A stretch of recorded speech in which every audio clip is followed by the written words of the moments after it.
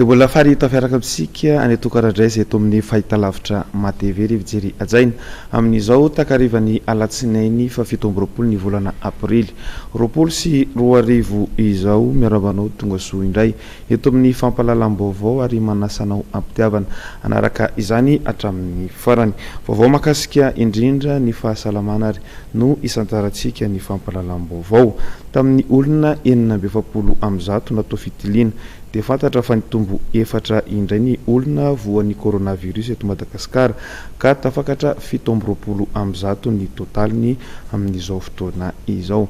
Tatitra izay vaovao izay indrindra ny namana Sidonie Raingo Malala.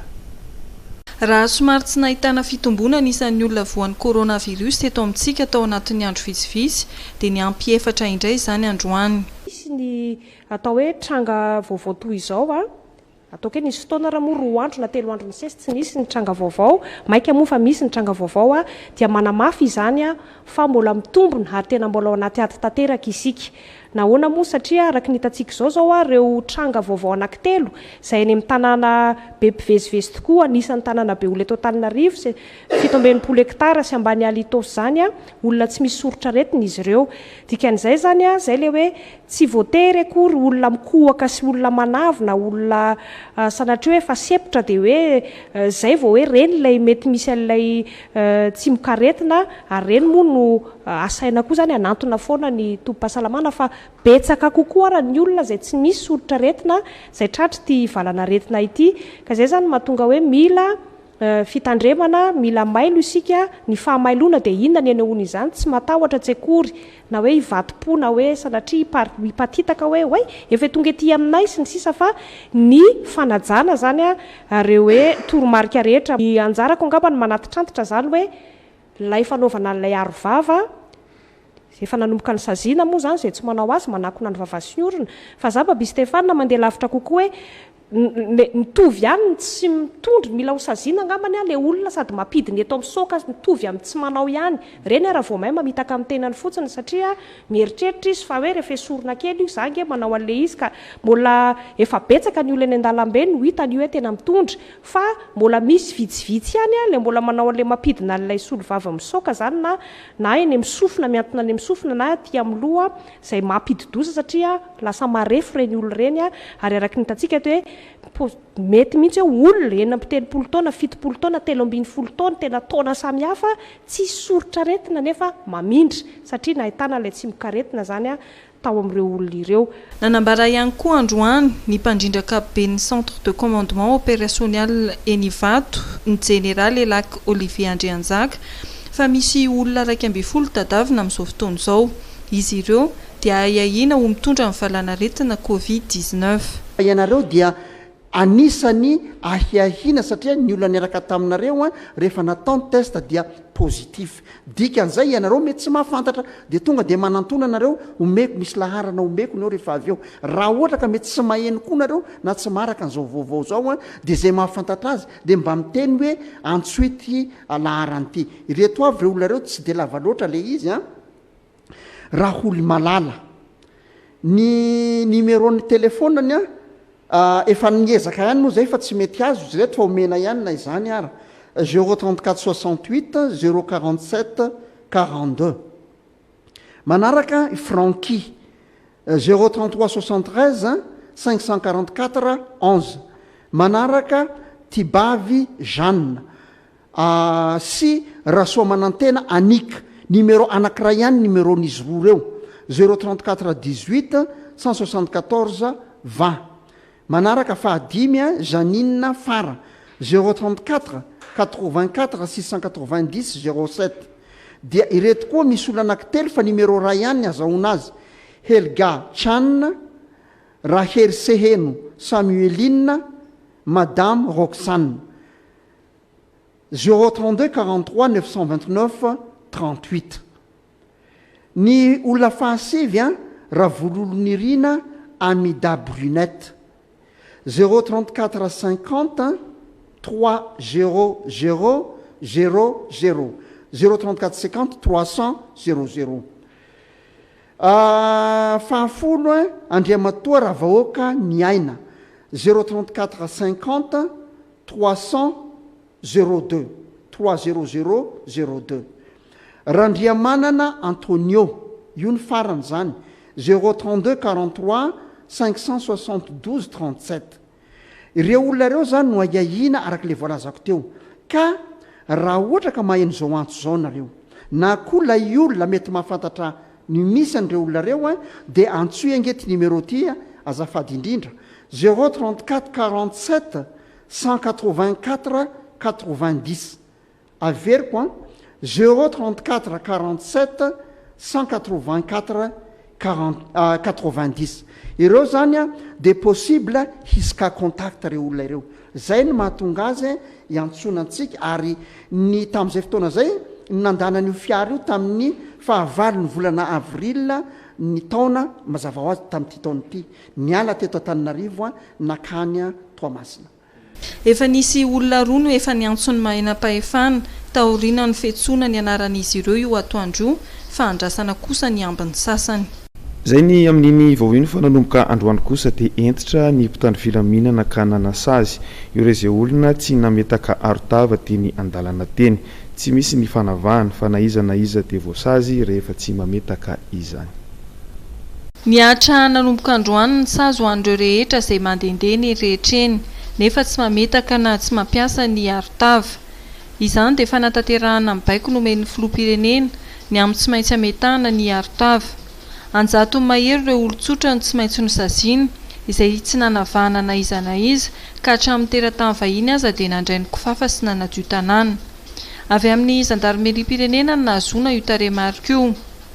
Ho an'ny zandarmaria manokana dia sady nanabe ny nampiatra ny sazy izy ireo teny amin'ny faritra iadidiana izy ireo. Mazava ho azy fa ireo faritra ivelana Antananarivo renivohitra no nisahaniny. Ankoatra izay dia nanome arotava ho an'ireo tsy nanana ihany koa izy ireo ny alohan'ny nanatanterahana ny saziny. Nanomboka androany dia nanadio lalana sy tokotany iraisana na toeram-panjakana, manasa ny toerana na rindrina iraisana, mizara arotava sy fomba hafa entina nanatanterahana izany ireo olona tsy nanao ny arotava. Araka ny fanazavana sy voaray dia madio tanteraka ny toerana mpanaovana azy ireo vao mamonjy ny fidiana izay lalana izorana izy ireo. Tsy androany ihany fa itoy ny fanaraha-maso eny rehetreny ataon'ny mpitandro ny filaminana mba hanajan'ny olona ny fampiasana sy fanaovana arotava. Natomboka androany indrindra ny fampiarana iny fepetra amin'ny tsy maintsy anaovana ny arovava iny rehefa mivoaka ny trano. Ho an'ireo mpivarotra arovava manokana dia mitombo ireo mpividy ny arovava araka ny fanazavana ny mpivarotra arovava teny Analakely teny tamin'ity androany ity. Narindra Rahelomanana sy Tsirra Kotoarson. Manomboka androany ny fampiarana ny fepetra amin'ny tsy maintsy anaovana arovava rehefa mivoaka ny trano ka ho an'ny androany dia tsikaritra fa marobe ireo olona manao arotava teny an-dalambe. Ho an'ny mpivarotra arotava teny Analakely dia anisan'ny nampitombo nisan'ny arovava namidin'izy ireo ny androany satria maro ireo olona mety mbola tsy nanana izany. Raha isan'andro dia mahalafo arovava eo amin'ny 400 eo izy ireo fa ho an'ny androany manokana dia nahalafo 500 tany hoany. 5,000 zao ny kasibosy mety teo amin'ny 500 teo angamba zao maraina zao mandehandeha izy amin'ny androany latsinainy. Maro amin'ireo olona nakasitraka amin'ny fepetra mba hahafahan'izy ireo miaro tena ary ihany koa mba tsy ho voasazy. Manentana ny olona ihany koa izy ireo amin'ny fitondrana izany arovava izany. Fahitako an'ilay zany le izy le fiarovana an'ilay aretina aloha faharoa le teny firenena dia tsy maintsy manao kasibosy manomboka amin'ny latsinainy. Za aloha zany tsy tia mahafahalalana dia manao kasibosy satria lalàna le izy tsy lalàna mipetraka dia tsy maintsy atsay. Normal raha hipetraka izay lalàna izay mba hitandriman'olona amin'ilay aretina zany amin'ilay manaovana kasibosy. Za olona efa sasam-panao mihitsy amin'izao isan'andro. Raha ny olona resaka aloha zany tokony hanao kasibosy satria fa tenin'ny filoham-pirenena zany efa tohiteny izy dia normal ny olona raha anaraka an'izay teny zay. Raha misy aloha ny atao amin'ny filoham-pirenena tena mahafinaritra sady izy mitsinjo amin'ny majinika izy zay ny anazy amin'ilay iny zany manadio lalana dia tsy manao kasibosy. tena mety misy le izy tena za tena manaiky misy fa tena tsara le fepetra ny raisin'ny filoham-pirenena nianton'izay mba iarovana amin'ilay aretina tsy hiparitaka. Araka ny tandroany dia efa niverina amin'ny asa fanaony andavanandro ireo mponina ny fanaresaka ny olona teny an-dalambe ary efa samy manatanteraka ny asany avy. manao toivakana kosa ireo firenena afrikana izay liana amin'ny tambavy covid organique na ny CVO izay nampafatana tamin'ny fomba ofisialy teny amin'ny fobe toerany Imra ny herinandro lasa teo. Omaly ary dia nisy ny vidéoconférence nataon'ny filoham-pirenena any Guinée-Bissau sy ny filoham-pirenena malagasy. Claudia Rasolson sy Tsirakotoarson. Andefa fiaramanidina manokana ety Madagascar ny filoham-pirenena Bissau-Guinéane Andriamatoa Imaro Sisiko Ombalo izay liana amin'ny tambavy covid organique tanjona ranonambarany ny anasitrana ireo marary ny coronavirus ary afaka anaparitaka izany CVO any amin'ny firenena afrikana hafa ihany koa izy ireo. Ranonambarany nandritra ny fampiresana nataony tamin'ny filoham-pirenena malagasy Andry Rajoelina tamin'ny alalan'ny vidéoconférence. Je vous félicite d'abord de cette découverte magnifique que Madagascar a fait, que je pense ça peut contribuer d'une manière très efficace pour sauver l'humanité pour cette pandémie. Je vais voir comment vous avez fait déplacer un avion qui va aller à Tana pour faire les premières cargaisons que je pourrais également partager avec mes chers frères de la sous-région et pour guérir les gens qui sont infectés avec le coronavirus. Exactement. Je fais beaucoup de confiance à cette découverte et monsieur le président, chers frères, vous pouvez compter que nous les Africains on doit croire en Afrique. Ny filoham-pirenena malagasy moa dia nanantitrantitra fa ny covid organique izay vokatry ny fikarohana nataon'ny manampaizana malagasy dia manamafy ny hery fiarovana ary manasitrana ny marary ihany koa. On a trouvé ce remède qui s'appelle Covid Organics qui peut premièrement renforcer les défenses immunitaires de l'organisme, mais également nous avons pu aujourd'hui soigner les patients, également les malades de ce virus, que c'est notre devoir de protéger à notre population, mais aussi dans un élan de solidarité africaine, d'aider nos amis et nos frères africains également. Nilaza ho mahatoky tanteraka io vokatra io ny filoham-pirenena ny Guinée-Bissau, azo nambarany fa ny afrikana dia tokony atoky any Afrika.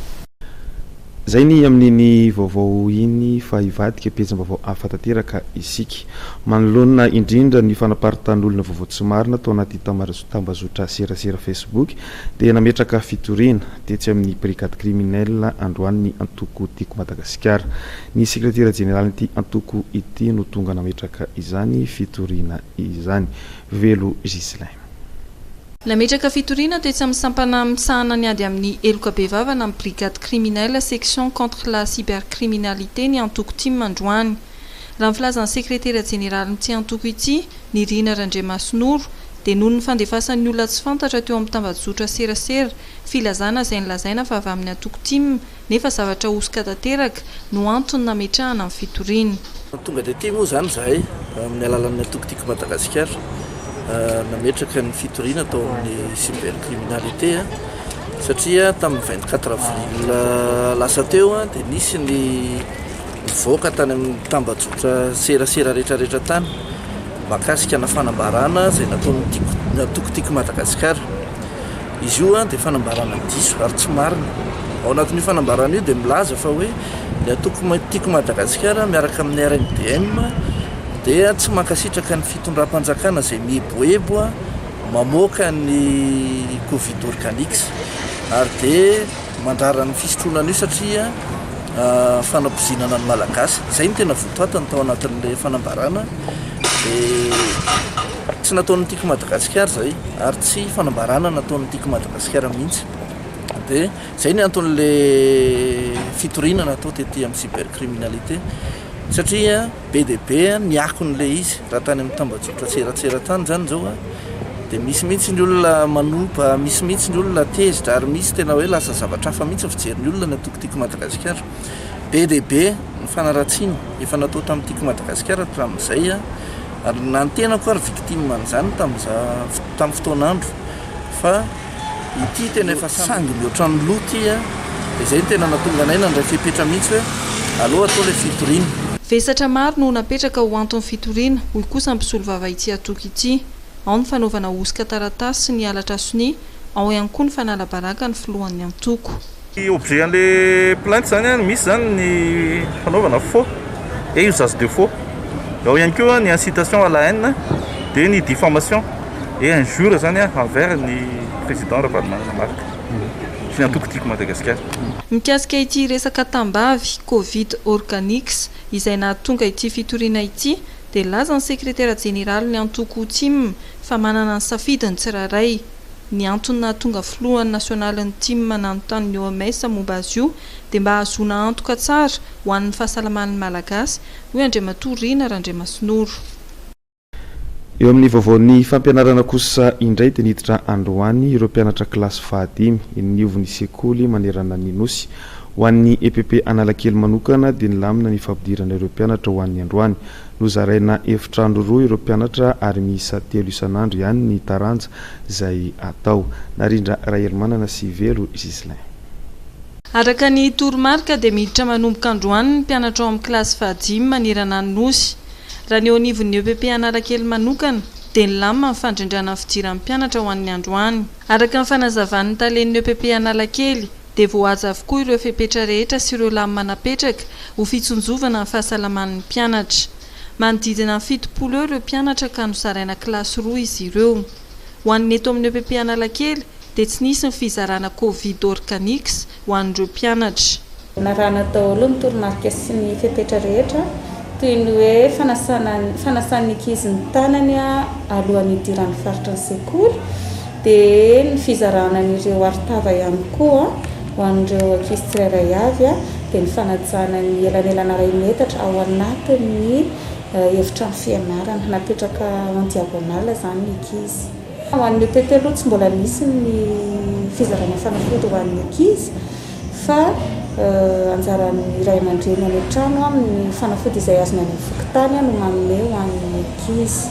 Mbola famerenana avokoa no omena ireo mpianatra ahafahan'izy ireo mamerina ireo lesona vita teo aloha mba ahafahan'izy ireo miatrika ny 3 volana fahatelo araka ny fanazavana.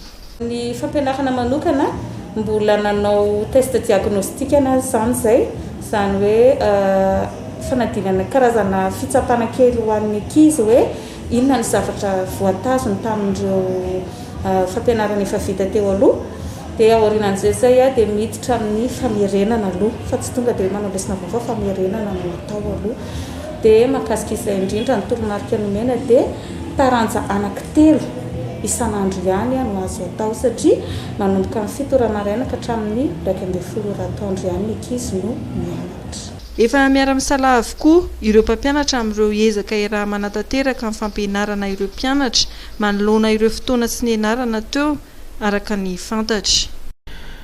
Pejim-baovao hafa tanteraka kosa indray voabana ny lalana tetsy ampasika ny asabotsy ariva lasa teo. Izany dia vokatry ny fametrahana barazy sy fanakanan-dalana izay nataona andian'olona teny antoerana tsy makasitraka. Ny fanalan'ny polisy ireo mpivarotra mbola mivarotra eny antoerana. Voatery niditra antsehatra moa ny polisy ka niverina ny filaminana taoriany izany. Nisehoana savorivory tetsy ampasika ny sabotsy ariva lasa izany dia noho ny fibahanana lalana sy fanelingelenana amin'ny famovozana nataona andian'olona teny toerana. Io fidinana an-dalambe io dia fantatra fa ny tsy fankasitrahan'ireo mpivarotra sy ny andohan'olona amin'ny fanalana ireo mpivarotra amoron-dalana. Voatery niditra antsehatra ny polisy nandrava izany, nanala ny kodiarana nidorana teny afovoan'ny arabe. Tokony tamin'ny latsaka fiainana izany tetỳ amin'ity pont izany dia mbola nisan'ilay mpivarotra ilay tsy tokotokony mijanona amin'io. Dia rehefa nandalo izany ilay patrouille dia rehefa nanala n'ilay mpivarotra teo dia nanomboka ny gafy izany ilay olona no nitangorona dia sady nanapaka an'ilay lalana izy no nandoto-pneu. Voatery tsy maintsy nanao intervention moa izany izahay azy natongava ny renfort avy any ivelany ny anampy ny commissariat ny Itosy dia amin'ny commissariat 7e arrondissement. Marihana tsara izany fa andian'olona maromaro avy any anatiny any izany no mitsofoka te anatiny ety entanina le zavatra natao le fanaloana le mpivarotra eo fa matetika tsy dia mpivarotra ihany koa nefa ny ankamaroany izay nanao le gafteur fa namoatao intervention dia voarava zany le izy hatreto amin'ny mandrapititika miteny izao. Tsy nisy ny fisamborana nataon'ny polisy nandrindra ity savorivory tetsy ampasika ity ary tsy nisy ihany koa ny naratra. Teo anatrehan'io zava-niseho io dia sahirana na ireo fiara na ireo mpandeha tongotra ka tao mihitsy no miverin-dalana. tsy afabela amin'ny zava-misy amin'izao tontolo izao manoloana ny valanretina coronavirus ny fanamboarana ny kianjan'ny bare na dia tsy ho vita zato isanjato aza ny tribune centrale dia eny amin'ny kianjan'ny bare hatrany no everina fa ankalazana ny fetim-pirenena ny 24 jona ho avy izao. Claudia Rasolson sy Tsirakotoarson. Raha oharina amin'ny tetiandro napetraka teny Ampiandohana dia misy fahatarana iray volana eo ny fanamboarana ny kianjan'ny Barea ety Mahamasina. Na dia tsy ho vita tanteraka aza ny asan'ny vinavinainy dia ity kianja ity no andray ny fankalazana ny fety ny 24 jona. Raha ny eritreretintsika hoe 19 juin vita tanteraka ny tribune centrale andraisana tany amin'ny 16 000 place dia tsy ho vita tanteraka izy fa moitié oety ho vitatsika ohatra eo fa ninona endriny eo zany dia hoentsika foana anehoana n'izay fankalazana n'izay fahina amin'ny 20 jona zay niverenana fahinimpolo taona fahaleovan-tena Madagasikara zay ambonahatra saniotsika fitiavan-tanindrazana tsy afabela ny Santé Mahamasina satria hitantsika eo raha ny daty ny androany zany tokony efa vita daholo ny fondation efa miakatra amina pilier tsika amin'izao ny hitantsika eto zany dia zao vita daholo lay 250 pieux dia lalina be makany anatin'ny tany any vita tanteraka iny mipetraka ny semelle lay fondation miaraka amin'ny longrine mampitoy azy dia efa manomboka miakatra amin'ny pilier hitanareo riarinary izay ny zava-misy amin'izao fotoana izao amin'ilay zone tribune zany dia ny aty amin'ny atsasana ny amin'ny atsasana zany dia vao anomboka mitoy eo lay fametrahana n'ilay fondation na semelle zany amin'izao fotoana izao 50 isanjato ny fototra no vita amin'izao. Ny fikorotana ny tsenam-barotra sy ny fitanterana an-dranomasina maneran-tany no nahatonga ny fahatarana raha ny fanazavana nety ny tompona andraikitry ny orinasa sinoa China State Construction Overseas Development izay namafisy ny mpanolontsaina manokany ny fiadidinan'ny repoblika ihany koa. Misy conteneur tany amin'ny 50 sy 200 zany zao rehefa tonga raha arivo ny eritreretina ho avy dia misy conteneur tokony tonga tamin'ny entany zareo tany amin'ny 20 volana mars amin'ny 29 avril zao vao tonga Tamatave noho n'ilay hoe misy tena nifoana le compagnie maritime mihitsy lay transport misy le trajet niova misy lay firenena zay tsy afaka nijanona tao le sambo dia korotana tanteraka dia tsy maintsy nisy fiatraikany zany tamin'ny fandrosiny asa faharoany zany no ny zava-misy latoerana dia manaja ny fipetrany confinement isika dia voatery ny dina tato Mahamasina daholo zany ny mpiasa dia 16 no nanaiky ny janona tandritry ny confinement reny dia misy fiatraikany zay zao zany efa miakatra 20 indray ny mpiasa zay efa mipetraka fa za vaovao dia zay fiatraikany zay fikorotanana zay natonga n'ilay fahatarana teo amin'ny fanapitana Mahamasina. Ny vato sy ny ciment moa dia ny vokatra eto an-toerana no ampiasaina. Misy grue avo be ngeza be zay ahafahana mamita le chantier amin'ny 50 mètres ny ambonin'ny tany ny avony zany efa mipetraka reo rehefa hiakatra izy zany vao installer reo misy centrale béton anankiroa izy eo ndray efa hitantsika io fa miasa zay ahafahana mamokatra ny amin'ny 32 mètres cube par heure any zany amin'le béton ny fitaovana efa eo daholo ny ferraillage efa eo daholo ny matériaux zay eto an-toerana satria vato sy ny ciment dia efa eto an-toerana ka ny sisa miankina amin'izay dia lay fahatongavan'ireo ingénieur sy architecte sinoa zany zay tsy maintsy misy mandrindra ihany famaranana n'le asa.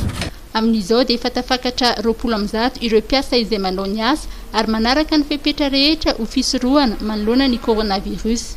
Efa misy ny fampidirana mpiasa malagasy teknisiana malagasy raha ny fantatra. Eo amin'ny vaovaon'ny finoana kosa indray dia omaly alahady 20 aprily 2024 no nisy fivavahana ny raisana voalohany teo amin'ny mpino FJKM taorian'izay iray volana tsy nisian'izay intsony noho ny fepetra ara-pahasalamana no raisina isorohana sy tsy parta ny coronavirus eto Madagasikara. Fiojerentsika indrindra ny andindiry makasika zay vaovao zay indrindra zay teny amin'ny fiangonana FJKM Imeritsy Afindra Ambohimanga Rova.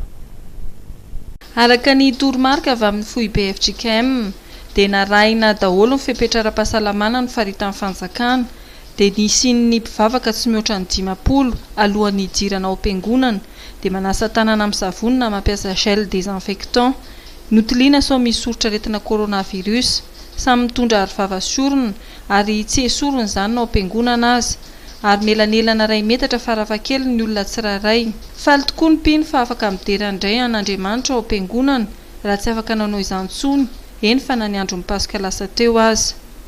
Fa tao amin'ny tenimpolo FJKM Mery Afindram-Boamangarova isan'ny notsidianay dia niditra intelo ny fiangonana mba ahavoafetrany n'isan'ny mpivavaka ho 50 any.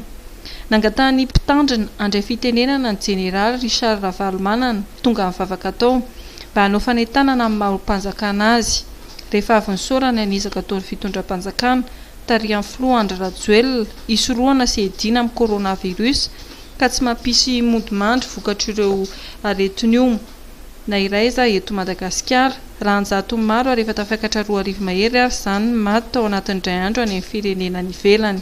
Raha nandray fitenenana ny Jeneraly Richard Ravalomanana dia nanentana ny mahaloza be ny aretina coronavirus ka tokony hitandremana sy andraisana fepetra isorohana tsy ahavoany hiparitahan'izany ataon'ny tsiraray.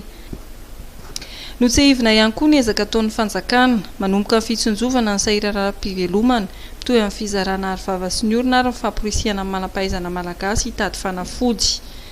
Nentanina koa ny tsiraray amin'ny fanohizana amin'ny fanarahana amin'ny fepetra ara-pahasalamana apetraky ny fanjakana tarihan'ny filoha sy ny vadiny izay tsy mikely soroka tsy mandry andro tsy mandry alina mitsinjo ny vahoaka malagasy mikarika izay asoa mpiray-tanindrazana aminy. No mafisina ihany koa fa tsy maintsy hitondrana arivava sy ny orona manomboka androany raha voatery hivoaka ny trano raha tsy te hiaran-sazy. Namarana ny fitenenana dia mifanolorana aritava ho amin'ny mpino mety mbola tsy manana sy mivola fanampiana fiangonana avy amin'ny fitondram-panjakana tarihan'ny filoha Andry Rajoelina sy ny Praiminisitra Ntsay Christian noho izao aretina coronavirus izao. Mivavaka amin'Andriamanitra tsika, miara-mivavaka tsika mba ho lasa ho resy io coronavirus io dia mba hakalaza ny hevon'ny 1532 eto tsika mianakavy ho tromy ny vahiny hakalaza ny faha-20 taona ny fahaleovan-tena ao anatin'ny fiadanana sy filaminana. Ka ty zany atolo ty pasteur dia ty koa misy fanampiana keto sy fantatra fa tsy maintsy misy ihany le lesoka amin'izay zany misy vola ray tapitrasary azy zany ty pasteur mba homena fanampiana fiangonana mba fampadianana ny fiangonana dia samy io tain'Andriamanitra tsika.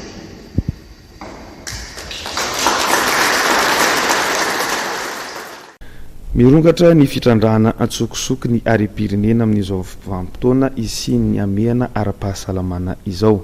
Manoloana ireny dia nanamafy ny fiarovana ny faritra arovana ny avy eo anivon'ny ministeran'ny tontolo iainana sy ny fampandrosoana Lovainjavy. Entitra ny eo anivon'ny ministeran'ny tontolo iainana sy ny fampandrosoana Lovainjavy amin'ny fiarovana ny faritra Ralovana amin'izao fotoana izao. Sokajiana toy ny jola izay rehetra mpanimba ny ala sy ny biby arovana amin'ireo valan-javaboary. Tsy misy fandeferana fa avy hatrany dia miakatra eo anivon'ny fitsarana izay tratra manao izany. Tato anatin'ny teleherinandro dia olona hatrany amin'ny 20 no nahitra pontsy vonjo maika noho ny fanaovana charbon na trafika samihafa amin'ny faritra rovana, eo ihany koa ny famarotana ny hena-tsokatra sy gidro araka ny tatitra nataon'ny minisitry ny tontolo iainana. Izahay tao amin'ny ministeran'ny tontolo iainana moa zany dia efa nakafepetra mialoha nanidy ny ala arovana ohatra alohan'ny confinement sady mba ahafahana ihany koa misoroka amin'ilay fifaneraseran'ny olona. Fa indrindra nametraka izahay campagne vaovao izay antsoina hoe tolérance zéro zany hoe ny fotoana toy izao ny crise ihany koa dia ahafahantsika mametraka fanovana ary tena manana fitokisana amin'izany ka nanara-ohatra izahay tao amin'ny ministera nametraka an'ilay hoe izay tratra manao charbon anatin'ireny ala arovana ireny ny mamoaka sarobidy ary maromaro ny tena tratranay nandritra an'izay ray volan'izay dia tonga dia miditra amponja. Nambara minisitry ny tontolo iainana ihany koa fa efa misy amin'izao fotoana izao famaritana paikady ahafahana manatsara ny tontolo iainana tanan-dehibe aorian'ny fihiboana. Manomboka manana réflexion ihany koa zany izahay hoe maninona moa tsika raha mba manao alahady ray ao anatin'ny isa 3 volana ohatra mba tsy dia mampiasa fiara loatra na lay alternance toy ny izay fahitany amin'ny tany maro eraka izao tontolo izao hoe numéro pair ihany mandeha androany dia ny ampitson'iny numéro impair. Misy zany ny eritreritra maro izay ezahana tiana ho apetraka ho lasa fomba fanao amin'ny ara-tontolo iainana satria nahatsapa daholo koa ny malagasy fa misy asany ngeza be ny tontolo iainana ary indrindrindrindra ny zavaboary. Arak'izany dia andrasana izay fanapa-kevitra raisy ny fahefanam-panatanteraka mikasika amin'ny fepetra raisina momba ny tontolo iainana tanan-dehibe. zay ny amin'iny fa mitoy kosa ny fizarany ireo fanampiana ho an'ny vahoaka sahirana avy amin'ny fanjakana eny anivo ny distrika eny amin'izao fotoana izao. Ny tao amin'ny distrika Nambohidratrimo indray no nisitraka izany tamin'ity androany ity izay notary ny somavim-bahoaka Rakotoarisoa Jony. Nisy ny fizarana amin'ny vaditsinjo tany amin'ny commune Mahitsy distrika Nambohidratrimo izay nataony solombavam-bahoaka Rakotoarisoa Jony. Ireo marefo zokiolona ary manana kilema misa arivo no nisitraka izany. Entina indrindra nalefana ny fahasairana an'ireo olona izay nisitraka izany no antony fanomezana avy amin'ny fitondram-panjakana raha nambaran'ity solombavam-bahoaka ity. Ratsorina dia somary nanahirana ihany. Ny antony sahirana daholo ny olona ary tsisy tsy sahirana izay anontanianao any anivon'ny fokotany rehetra any dia sahirana daholo. Kanefa izay no mpitantana ny tena, izay no mpitondra men'Andriamanitra saina sy fanahy mahalala hoe iza ny tena sahirana, iza ny sahiran-kirana ary iza ny tena tsy sahirana mihitsy. Dia tsy maintsy nalamina arak'izay ary ho ana manokana dia ny fanaraha-maso an'ireo vaditsinjo ireo miala avy any amin'ny Palais des Sports mandra-pahatonga ny aty amin'izay stokena azy aloha satria ny anay tsy vitan'ny le hoe tonga ny ray andro androany dia tonga dia zaraina androany fa tsy maintsy ny ampitsony vao mizary zay ny antony lavidavitra le toerana misy anay moa fivoriana hariva koa somary manahirana.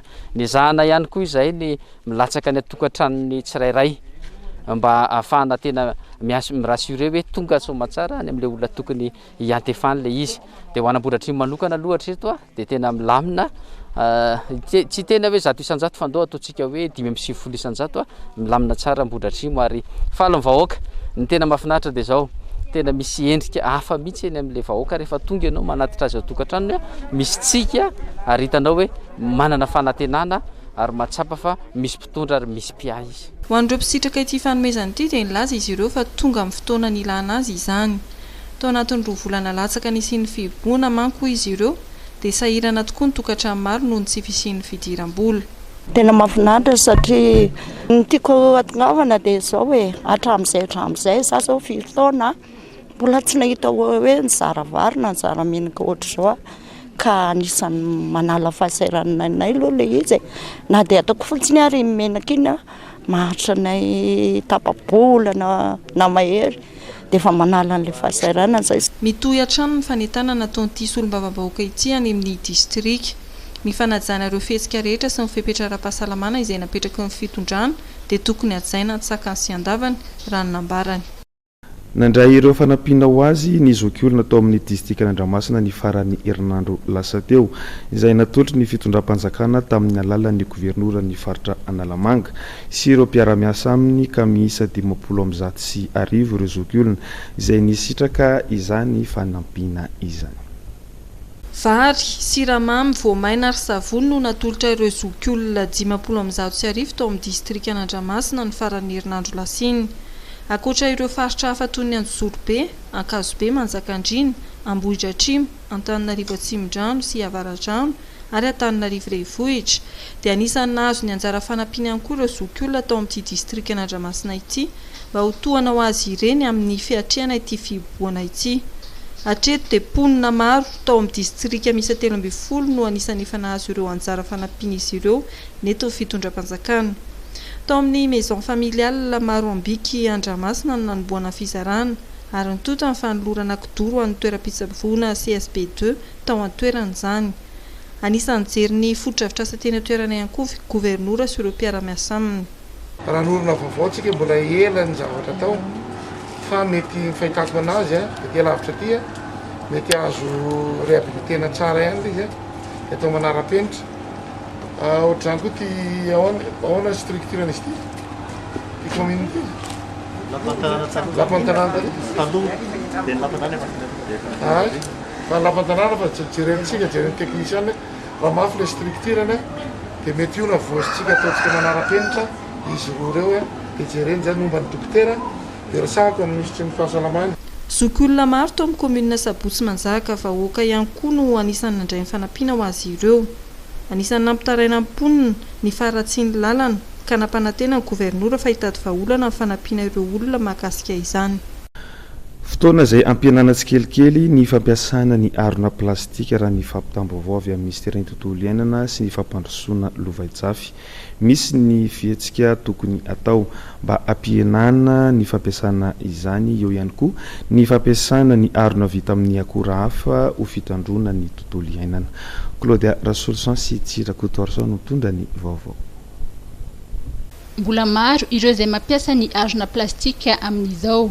Raha mahalala ny fahasimbana sy ny loto ateraky ny plastika rehefa miparitaka na mitobo eny rehetra eny.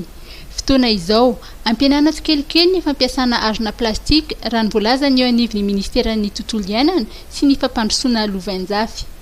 Asoloana akora hafa mety levina sy tsy manimba ny tontolo iainana izy ireny. Eo ny arona vita amin'ny akora natoraly izay vokarina eto an-toerana satria sady maharitra ny fampiasana azy ary tsy voatery soloana matetika no mampiroborobo ny sehatrasan'ny mpanao asa tanana isika rehefa mampiasa azy. Mandeha tsikelikely izay fiovana izay fa hatreto aloha mba ampianana ny fampiasana ny akora plastika dia torohevitra avy amin'ny ministera ny fanadiovana tsara ny arona plastika mba ho azo ampiasaina indray. Izany fietsika izany dia ahafahana mampiena ny fandaniana amin'ny fividianana arona plastika, miena koa ny vaky plastika mivangongo eny amin'ny tobopako izay mandoto ny rivotra iainana radorana, anefa koa manimba ny rano sy ny tany no izy tsy mety levina raha tsy anjato taonany. Ezaka avy amin'ny isam-batan'olona, isa-tokantrano ary isam-piarahamonina no ahafahana mampiena ny fampiasana arona plastika. Ny ministera dia manao asa fampiroboroboana ny fanao mahomby mba ampiana ny fampiasana io akora izay saro-devonina sy mamotika tontolo iainana io. Eo ampamolavolana sehatra anampiana sy ampivelarana ireo manana vahaolana maharitra, vokatra samihafa mahasolo ny plastika, ny fanodinana azy ireny, ny ministeran'ny tontolo iainana sy ny fampandrosoana lovainjafy amin'izao. Tapitra ny vaovao zao alina izao akasitrahana ary isaorana isika tany tokantrano tany nahatra anjery izany hatramin'ny farany. Veloma tompoko lahy, veloma tompoko vavy.